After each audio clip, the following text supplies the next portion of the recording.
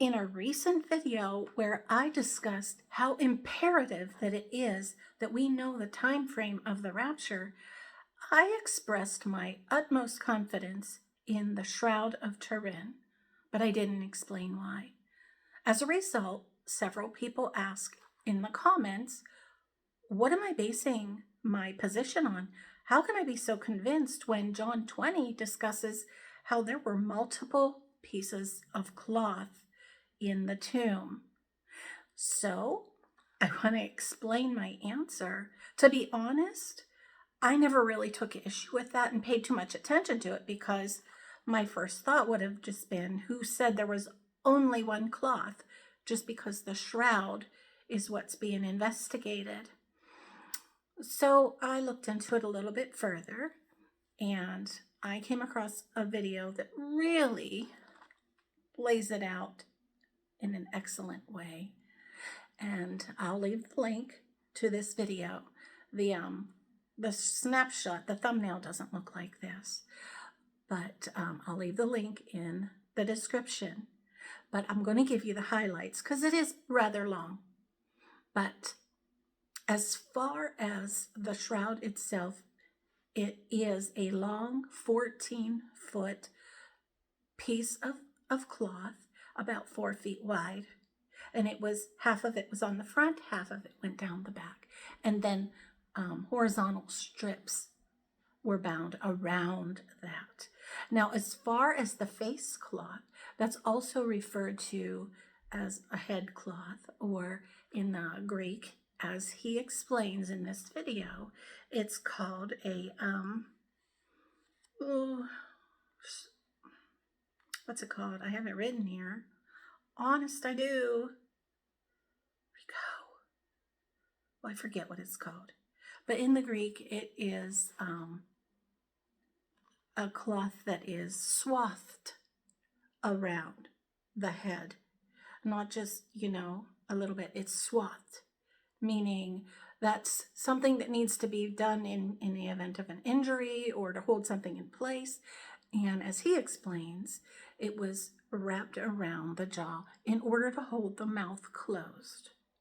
So the shroud itself went over the entire body, but it was just one loose piece of material, and then there were horizontal strips that kept things together. So there's that. But the rest of the video goes into great explanation as to why 50 scientists agree that the blood is legitimate human blood. In fact, it's type AB, and it's somehow they are able to tell that it's a Semitic blood type somehow. But more than that, they are able to see that though the blood penetrates through all the fibers of the shroud, this imprint that's on the shroud, which when you see the Jesus image in the shroud, that's the positive result. It's not the actual negative, how it is. But this imprint is some type of electrical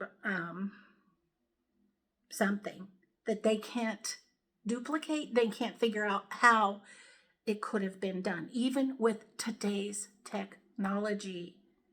Now, there's all this speculation that, well, this thing came about, the shroud appeared in 700 years ago, and so it was a hoax. Somebody put it together then. Well, he explains how, because mind you, he went into this as a skeptic. He did not believe the shroud was authentic until he started doing his own research. And he found so many things that he explains, one of which is that as far as the whole radiocarbon dating, there's a lot of reasons that I'm not going to begin to disclose here as to why that was erroneous. It just wasn't, it wasn't good evidence. Besides that, evidence now is showing that the material itself is dated about 2,000 years based on how the fibers are. And I even saw this before elsewhere, that those fibers in the make of that material is consistent with material from 2,000 years ago. The other thing he talks about is how the wounds and the image that is captured, if you will, almost like a photo, but not. It is so precise with certain aspects of the crucifixion that literally happened to Jesus, not other people who were crucified. And if this was created 700 years ago, like people speculate, these pieces of reality, they wouldn't have known these to incorporate into their fictitious imagery, which now, like I said, 50 scientists are looking at the print. And by the way, I didn't finish my point of thought before. That imprint is not saturated through the material. It's only at the surface of the first layers of those fibers. Because, and it was, he says, 1/40th of a billionth of a second that it took this powerful, that's why I made a big deal in my video about it being such a powerful situation that raised Jesus from the dead. It was an extreme electric thing that we cannot duplicate. Even now, modern day technology. So if scientists, most of them probably not even Christians, are agreeing, yeah, this is real blood. And not only that, the imprint is, okay, I don't know how, if anybody created this, how they did it 700 years ago, let alone today. And then on top of that, the blood has different pieces of evidence, or components to it, I should say, that show that the person who wore this shroud was in serious distress and trauma, and with high ferritin levels, bilirubin, and so on and so forth that he talks about.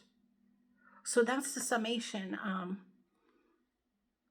And again, the woman, I haven't seen any of her other videos, I don't think, maybe one in the times past, but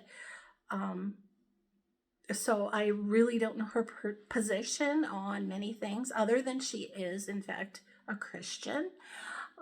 But she was skeptical about this shroud as to whether or not it literally is authentic. And that's why she interviews him. He started out as he was a naysayer for it.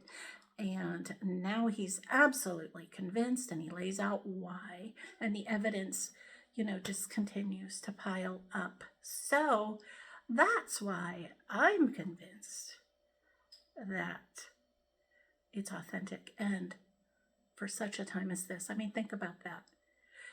30 years ago, they were saying that it was real and everything, but now, with all these reports and so many people who studied it and agree that, okay, this is human blood, the details, the trauma showing in the blood, the peculiar imprint